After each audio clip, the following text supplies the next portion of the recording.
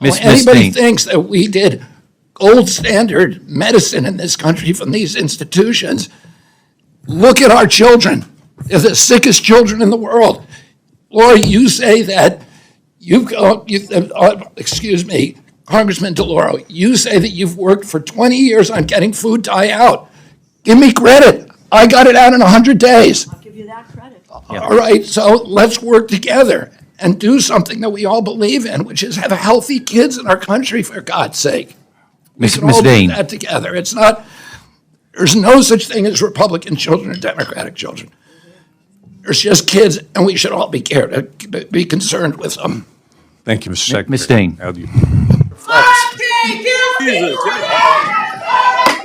Permitted while the committee conducts its business.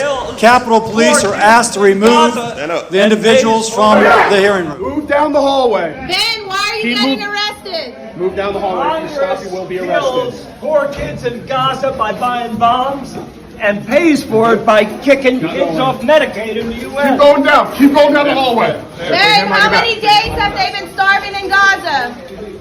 What has it been? 75 days by now. Stop. Anthony, I need my shoes. Our program. Now we're down in the hall right now. Let's go. Everybody. I'm saying, everybody. Stop this. Pick it up. Ben, Stop business. Pick it up. Ben, what are you calling for the Congress and senators to do for Gaza? Congress and the senators need to ease the siege. They need to let food into Gaza. They need to let food to starving kids. What did you say in there, man?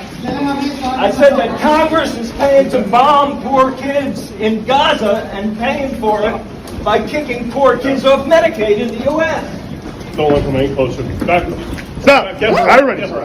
Ma'am, stop. Everybody stop. A former English teacher going viral after posting a raw and unfiltered farewell video as she leaves the classroom behind after just 3 years. Listen. A lot of these kids don't know how to read because they have had things read to them, or they can click a button and have something read out loud to them. I just don't think these kids even care. They don't care about making a difference in the world. They don't care about how to have a resume. They don't care how to write a resume. They don't care how to write a cover letter because ChatGPT will just do it for them. And I think that we need to cut off technology from these kids probably until they go to college. Hannah is a former teacher, and she joins us now. She posted that video. More than 1 million people have seen it, Hannah, probably more by the time we're on this morning. Why did you post that video? So I taught for 3 years, as I said in my video. I wasn't always a teacher. I actually started my career in digital marketing. So I've been in the digital world for about 5 years now, or since I've graduated. And throughout the 3 years, I've taught digital arts classes and I've taught an English class. And I would say that in all of my teaching experience, technology has posed quite a challenge. And with AI becoming so accessible to children nowadays, especially teaching in an English or Core 4 classroom, it's been especially challenging kind of to have the kids comprehend and critical think and think for themselves on certain things. Yeah. So on my way out, I wanted to kind of raise awareness and just let people know how AI and technology is affecting their children these days. Right. I know, coming from a mother who taught for 33 years, my sister's a teacher in South Carolina, the challenges that y'all deal with. This is even before AI was a thing. I'm sure it's even more challenging now. And clearly, your opinion is, yes, it is. You're a high school teacher. I'm sure your students loved you. We hate to see someone leave education because of problems within the classroom. Give me some examples of what the students are saying to you. Well, a lot of students, and I do want to be clear, I taught a lot of very motivated and bright children. And so I don't want this to come off as if this is all the kids' fault. But I do know that a lot of times in my English classroom, I would ask them to write down a short response or just 5 sentences to answer a question. And a lot of times it would be about 2.5 sentences and they would say, well, I can't think of anything else to say, or, well, why do I have to answer in complete sentences? Like, you get the point from what I'm saying in just this little sentence. And then a lot of times I would assign essays, long form essays, and I know how children write, especially when they handwrite me things in the beginning of the school year. And so when a student, how I know how they write, typically would give me a very eloquently and thorough essay on a topic that I know that normally wouldn't come from them, I would ask them, was this really you? And I'd run it through an AI generator. And of course, it would say 100% ChatGPT or AI. And I would speak to the student and they would more so question of, well, if I have to redo this, how much is it really going to affect my grade? Can I just take the zero? Gosh, trying to take the easy way out. Yeah. Right. Is it promoting just a laziness among our children? I suppose. And a lot of them are just feeling as though they don't really need to do the work anymore because AI will just do it for them. Right. And I think that AI can be in a classroom in a very effective way if we teach children in the older grades how to use it properly.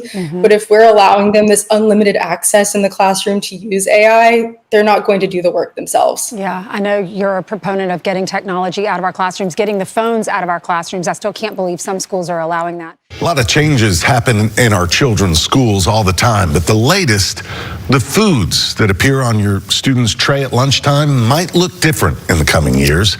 All new at 10, our Nikki Hauser looked into a new ban recently approved by legislators.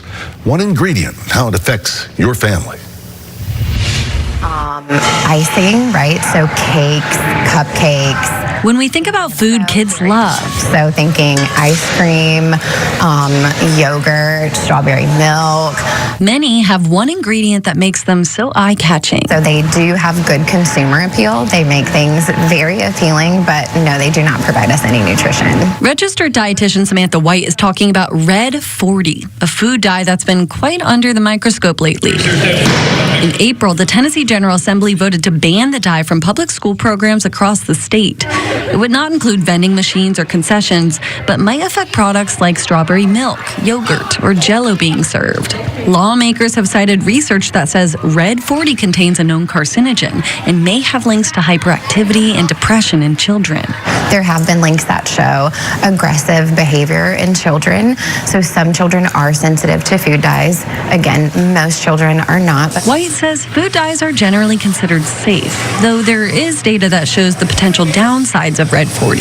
That's why she says it's always good to check your ingredients to know what you're putting in your body. But we do need more research before we start banning things from our school systems. But it is a good idea to limit those food additives, limit added sugars, limit added dyes. Will you work with me on that? Because candidly, I think these dyes are safe, they've been approved, but really trying to find substitutes, the costs, we've seen estimates 5 to 10 times try to fix that. Will you work with me on that, sir? Absolutely, Congressman. And one of the, I think, the really important accomplishments that we've done over the past 100 days is we've been working with the food industry, and we found the food industry very, very receptive. We think we have good science that links almost all of these dyes with ADHD, with neurological injury, with cancer. And they've agreed to phase out the two worst of them.